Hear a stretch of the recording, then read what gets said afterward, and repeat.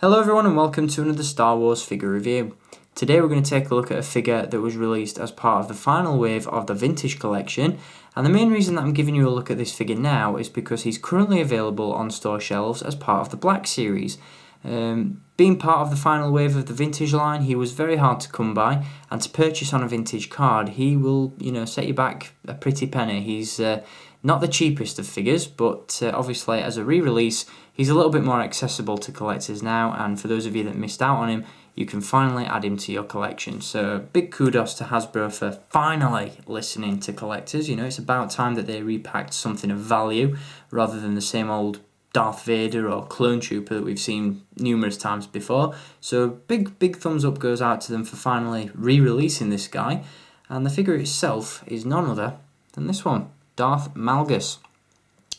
Now, not only am I reviewing this guy because he's currently available in stores, but you guys have been requesting this guy for so long, and to be honest, I don't really know what's taken me so long to get to him. He's been a part of my collection for the best part of 2 years, and I don't know, I just kept putting it off and never really got around to it. So he's finally here, and as I said, what better time to review him than now, just as he's about to grace our shelves once again. So before I jump into the review on the figure itself, let's take a look at the packaging that he comes in. As you can see, this guy is indeed packaged on the vintage card, and I'll give you a look at the packaging that you can now get this guy in just a little bit. As you can see, Darth Malgus is still inside his plastic prison. I was lucky enough to find 2 of these at retail, one to keep carded of course, and one to open up and review. So very happy about that. This guy looks stunning on the vintage card back. As you can see at the top of the card there, you've got the Vintage Collection Expanded Universe logo. You've also got Darth Malgus' name just below that. On the card back itself, you've got this really gorgeous image of Darth Malgus taken directly from the Old Republic video game in which he appears.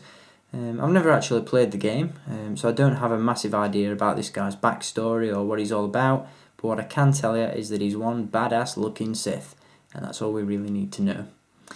So that is the front of the card, and then if we come around the back, you can see the traditional sort of Kenner inspired 12-back layout, which features other figures available as part of the vintage line. All of these have been reviewed at some point or another, so if you want to check those videos out, be sure to head over to my vintage collection playlist, which is featured on my main channel. So that's the packaging that this guy was available in, and as you heard me say at the beginning of the review, he's currently available again as part of the Black Series. This is the packaging that you'll get him on now. Obviously this isn't the packaging for Malgus, this is indeed for the Hoth Luke Skywalker that I'll be reviewing very soon, but you get the general gist of the design, and I'll talk about that a little bit more in a future video. But there we go, that's how you can purchase Malgus now. Obviously there's not really much comparison. In my opinion, the vintage card really trumps this one, as nice as it is, but yeah, the vintage cards really define figure collecting for me, and the sooner it returns the better, so take note, Hasbro. So there we go, that is the vintage card that this figure comes in. Now let's take a look at the figure itself, and as I said, this guy is really cool. First and foremost, there are of course some differences between the initial release and the current Black Series figure that's available on shelves, and most of those differences lie within the paint applications on the face. As you can see with this vintage release, the paint applications around the eyes and on the face itself are really nice, crisp and defined, whereas with the new release, from what I've seen of it so far, it's really sloppy. Hasbro have done an awful job on the new release.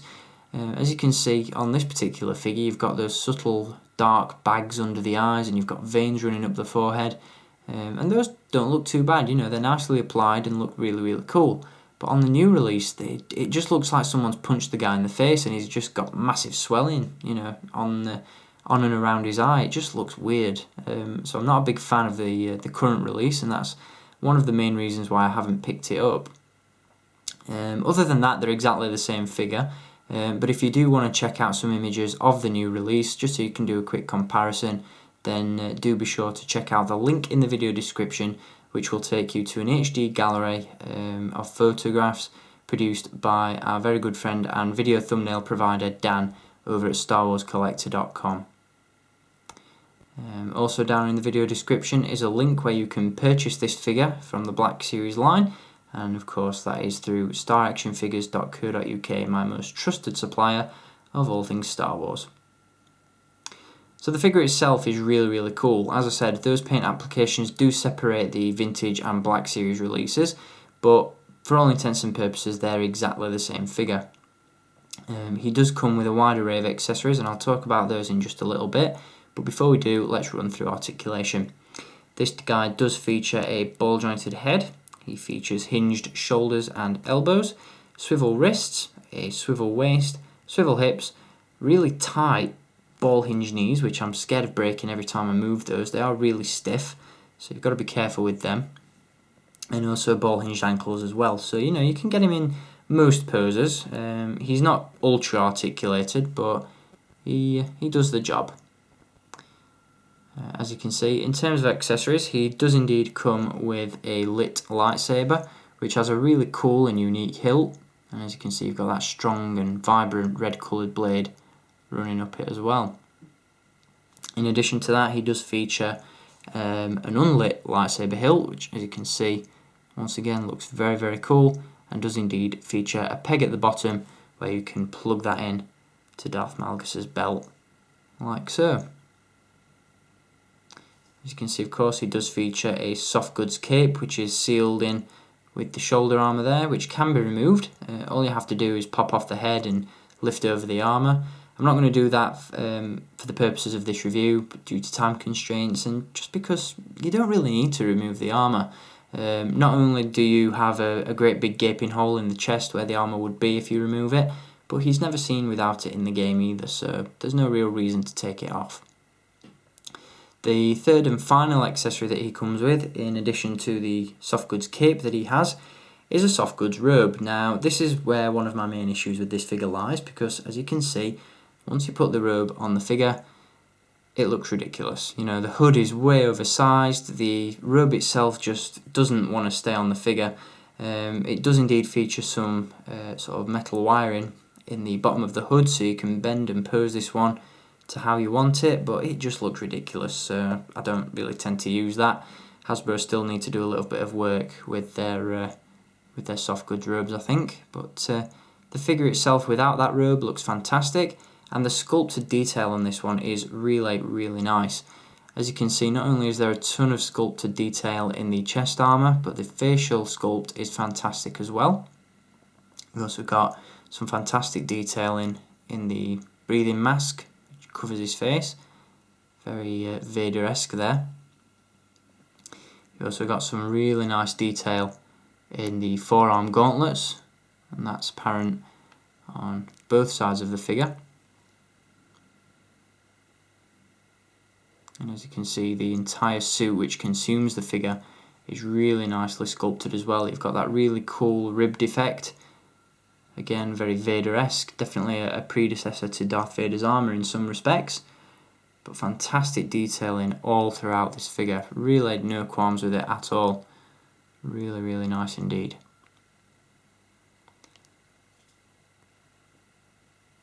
So absolutely love the detail that Hasbro have packed into this guy. They've really done a fantastic job with this one.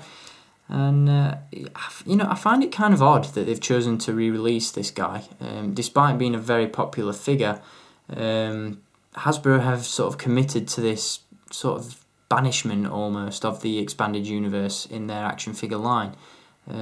Obviously with the buyout of Lucasfilm by Disney and the focus now on episode 7 and the new trilogy, Hasbro, I remember saying, or I remember seeing that they'd said they were going to stop focusing on the expanded universe and we weren't going to get as many figures from the EU. But we've seen quite a few in recent months. Bastila Shan from one of the more recent waves of the Black Series line.